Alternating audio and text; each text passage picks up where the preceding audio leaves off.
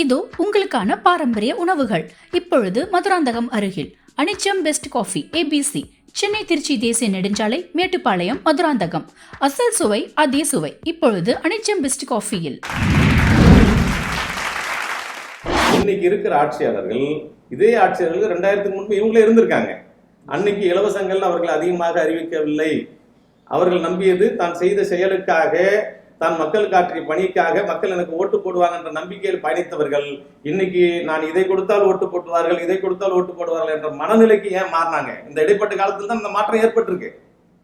அந்த சூழ்நிலை இருந்து மாறினா தானே சார். நான் என்ன சொல்றேன், உன்னை நீ நல்ல மருத்துவம் கொடு, நல்ல கல்வி கொடு, இலவச கல்வி கொடு, இலவச மருத்துவம், நல்ல ஆய்வு கொடு, மக்கள் எதிர்பார்க்கறது தானே. அதை விட்டு உன்னை வந்து டிவி கேட்டாங்களா, இல்லை ஆடு மாடு கேட்டாங்களா? ஆடு மாடு கொடுக்கறது நான் அதை ஒரு விதத்தில் ஏற்றுப்பேன். காரணம், கிராமப்புறங்கள் இருக்கக்கூடிய மக்களை வளர்ச்சி பணி கொண்டு வர்றதுக்காக அது கடனாக தான் கொடுக்குறாங்க, இலவசம் கிடையாது. கடனாக கொடுத்து அது அவங்களுடைய வாழ்க்கை தரத்தை உயர்த்துவதற்காக கொடுக்குறது, அதெல்லாம் வரவேற்கக்கூடிய விஷயம்.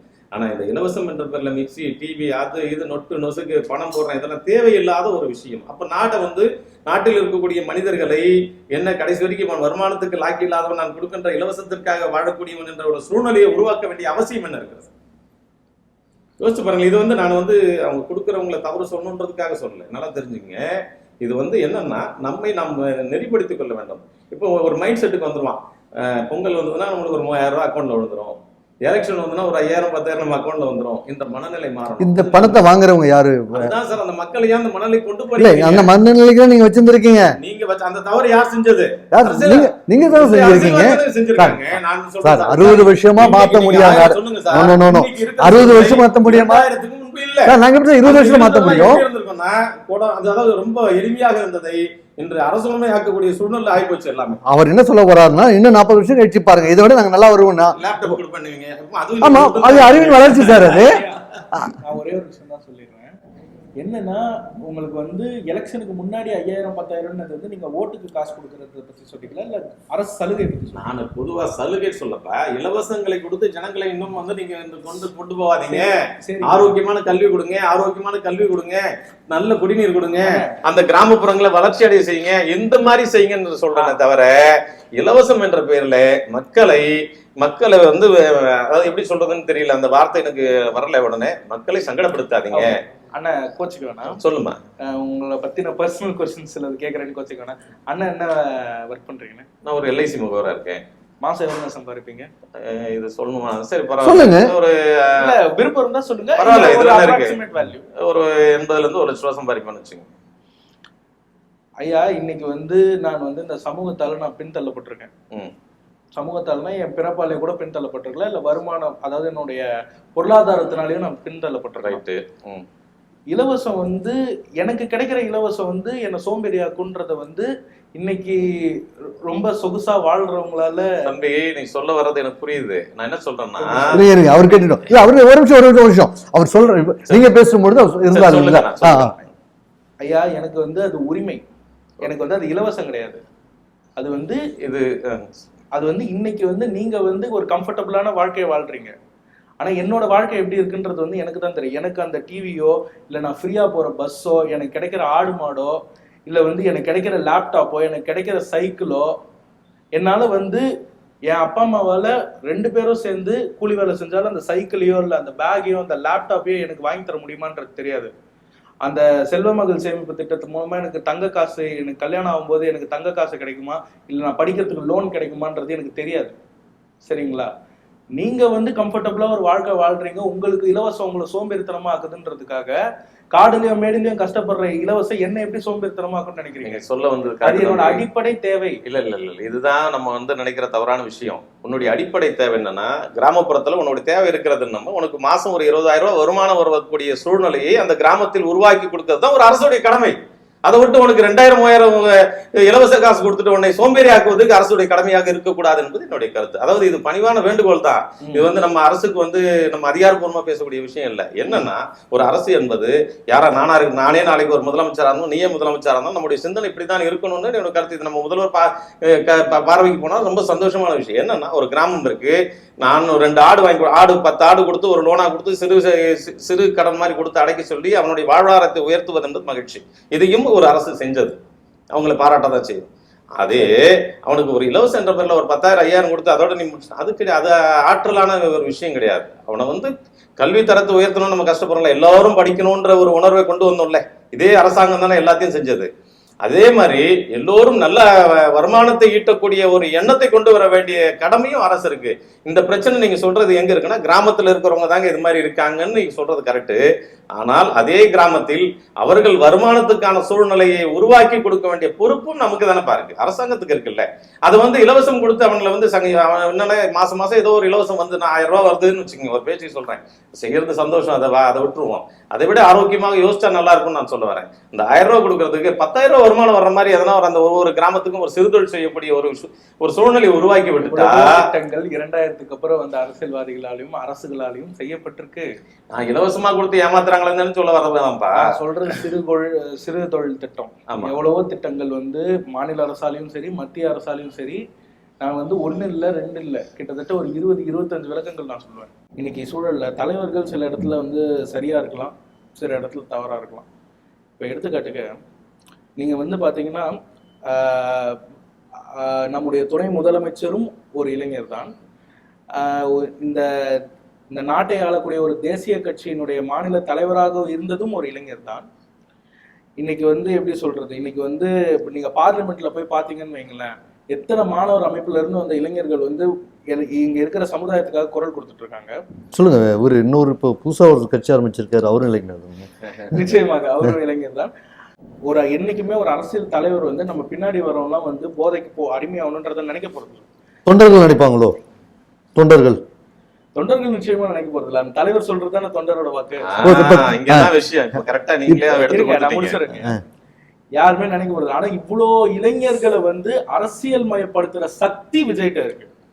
அதுதான் நான் சொல்றேன். அது சில விஷயங்கள்ல சரியா எது சக்திங்கிறீங்க? ஒரு விஷயத்த வந்து எது பேசக்கூடாது, குடும்பத்தை கொண்டு வந்து வீட்டில் வச்சு ரோட்ல வச்சு பேசுறதுல அந்த சக்திலாம் அவருடைய சக்திங்கிறீங்களா? எங்க அப்பா அம்மா சில அரசியல் முடிவுகள் சில பேருக்கு சரியா வரும், சில பேருக்கு சரியா வரும். இல்ல, அது வந்து கட்சி தலைவருடைய முடிவு கிடையாது, தொண்டனுடைய முடிவு. அவர் கட்சி தலைவர் தானே வழி நடத்தணும் அதை. அதாவது சில அரசியல் தலைவர்கள் பிழை செய்யலாம், சில அரசியல் தலைவர்கள் வந்து எப்படி சொல்ல, அவங்களோட நல்லதும் ஒரு மனிதருக்கு நல்ல பக்கமும் இருக்கும், சில இடத்துல சில தவறுகளால கெட்ட பக்கமும். சில அரசியல் தலைவர்கள்லாம் வேண்டாம், இப்ப இருக்க அரசியல் தலைவர் பத்தி தான் நீங்க பேசுறீங்க. விஜய் ஒருத்தர் தான் இளைஞர்களோட பிரதிநிதி கிடையாது, புரியுதுங்களா? மற்றவங்க சொல்லுங்க. இதோ இன்னைக்கு பாரதிய ஜனதா கட்சியோட மாநில தலைவர், முன்னாள் மாநில தலைவர் அண்ணாமலை இருக்கிறாரு.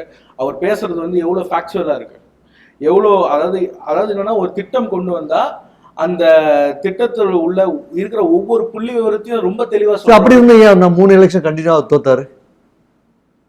அதாவது மாற்றங்கள் கொஞ்சம் கொஞ்சமா தான் சார் வரும். நம்ம என்ன வந்து இல்ல சார், இளைஞர்கள் இருக்கிறாங்க, மெஜாரிட்டி இருக்கிறாங்கன்றது நீங்க தான் சொல்றீங்க. ஆமா, அண்ணாமலை சார் இருக்காங்க. அண்ணாமலை சார் தான் 3 எலெக்ஷன் இருக்காரு சார்.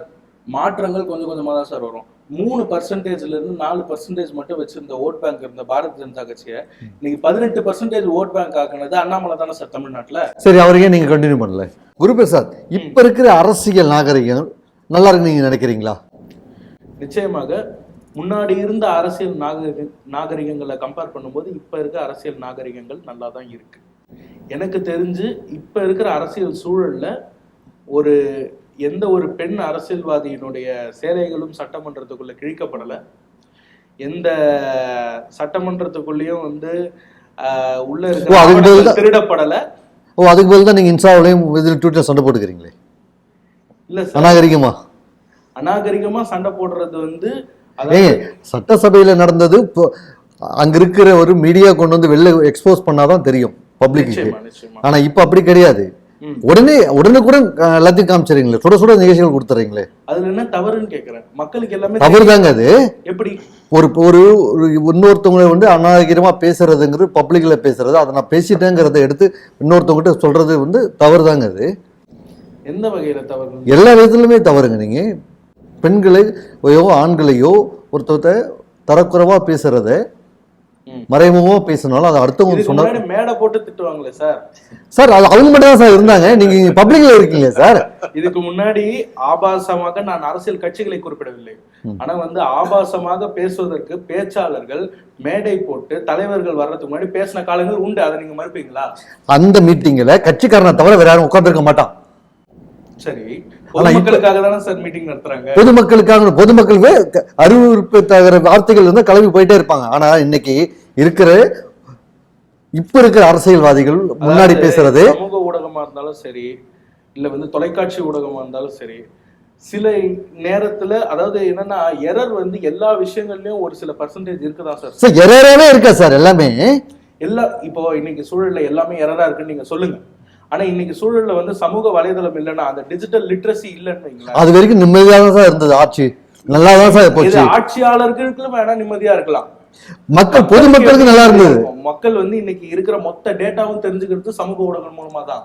இன்னைக்கு வந்து தெரிஞ்சுக்க வேண்டிய மொத்த இன்ஃபர்மேஷன், அதாவது கவர்மெண்ட்ல ஒருத்தர் தப்பு செஞ்சா உடனுக்குடனே தெரியறது சமூக ஊடகம் மூலமா தான். இதுல எப்படி நீங்க சண்டைன்னு சொல்லுவீங்க? அது வந்து ஒரு வெளிப்படைத்தன்மை தானே சார். நல்ல விஷயத்தை பயன்படுத்தும் போது யாருமே எதுவுமே தப்பா சொல்ல மாட்டாங்க சார். ஆனா தவறான விஷயத்தையே நீங்க எக்ஸ்போஸ் பண்றதே இப்ப இருக்கிற வளர்ந்து வரும் அரசியல்வாதிகள் தானே. நீங்க சொல்றது எப்படின்னா, இன்னைக்கு இருக்கக்கூடிய சூழ்நிலையில சரி அறிவியல் வளர்ச்சி என்பது ஒரு ஆரோக்கியமாக இருக்குதுன்னா கிடையாது. காரணம் ஏன் சொல்றீங்க? ஆரோக்கியமா பயன்படுத்துறது, நாட்டு நல திட்டங்களுக்கு நீங்க வளர்ச்சி பாதை கொண்டு போறது அது ஒரு பக்கம், அது தேசப்பற்றுள்ளவர்கள் செஞ்சிட்டு இருக்காங்க.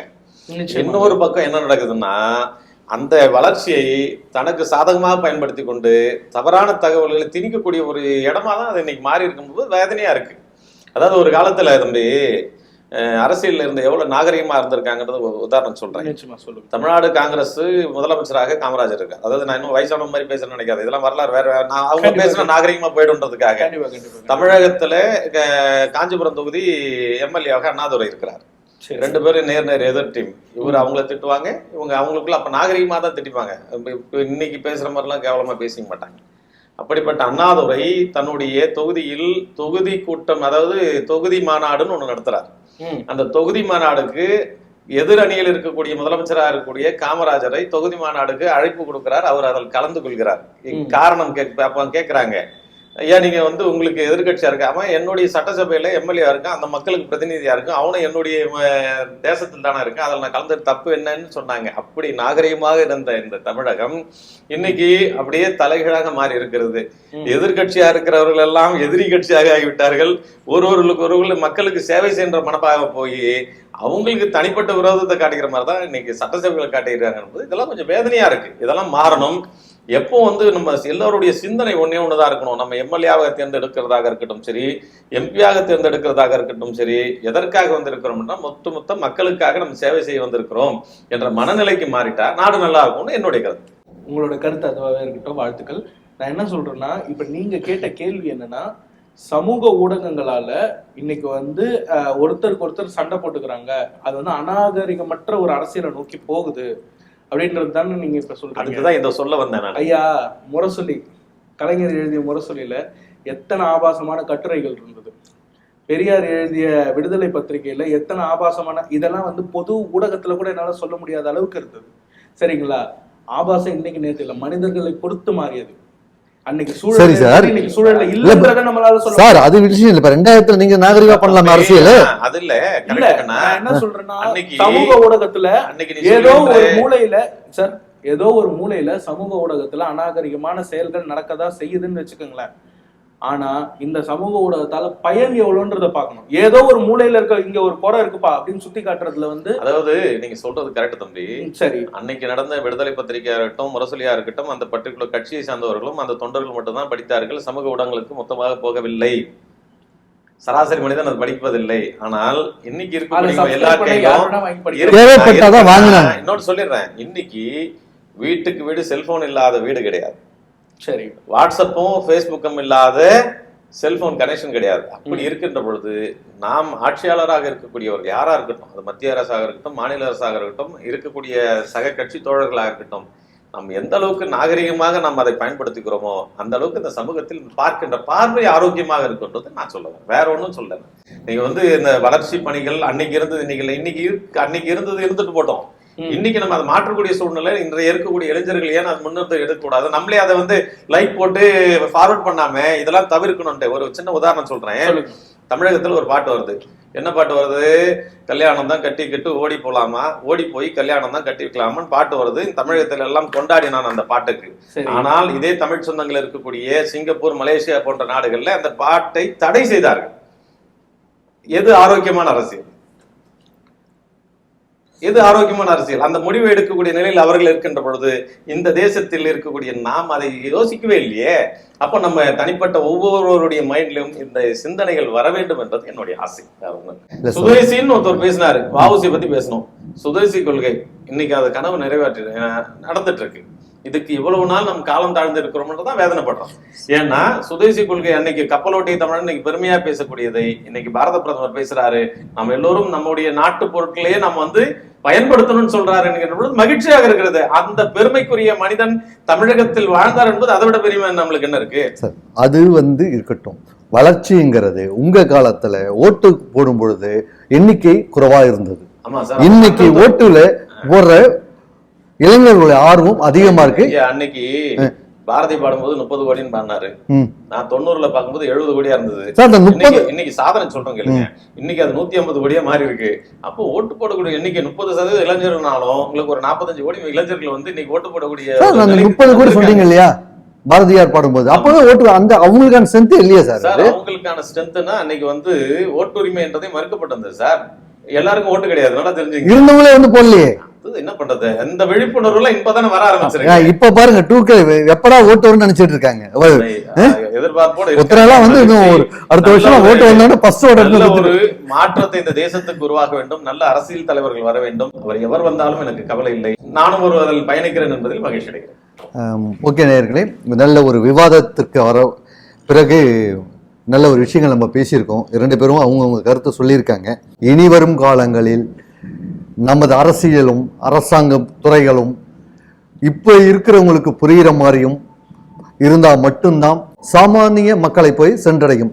ஆகவே நீங்களாம் வந்து இன்னும் வரணும், வந்து நிறைய பேருக்கு சொல்லி கொடுக்கணும். இப்போ ஐயா சொன்ன மாதிரி, அவங்க உதாரணமாக சொன்ன மாதிரி ஒரு 10 வருஷம் 20 வருஷம் கழிச்சு நீங்கள் உங்களுக்கு கீழே இருக்கிற இளைஞர்களுக்கு இதை மாதிரி உதாரணத்துக்கு சொல்லி கொடுக்குற அளவுக்கு நீங்கள் உங்கள் அளவில் இப்போ இருக்கிற தலைவர்கள் நீங்கள் உருவாக்கணும். நீங்கள் தான் உருவாக்க முடியும். தலைவர்கள் உருவாக்குவதில்லை, தலைவர்களை உருவாக்குவது நீங்க. ஓகேவா? அவர் சொன்ன கக்கனையும் வஉசியும் காமராஜரும் உருவாக்குனது அவங்களா உருவாக்கலை, உருவாக்குனாங்க அவங்கள பற்றி நம்ம இன்னைக்கு பேசுகிறோம். அது மாதிரி நாங்கள் இன்னும் ஃபியூச்சரில் வந்து வரும்பொழுது அப்போ வர காலத்திலையும் இன்னைக்கு இருக்கிற சூழலில் இருக்க தலைவர்கள் வந்து பாட புத்தகத்திலையும் வரலாறுலையும் நிச்சயமாக வருவார்கள். அதற்காக தான் அனைவரும் அவர்களுடைய பணிகளை செய்து கொண்டிருக்கிறார்கள். ஓகே, மிக்க நன்றி.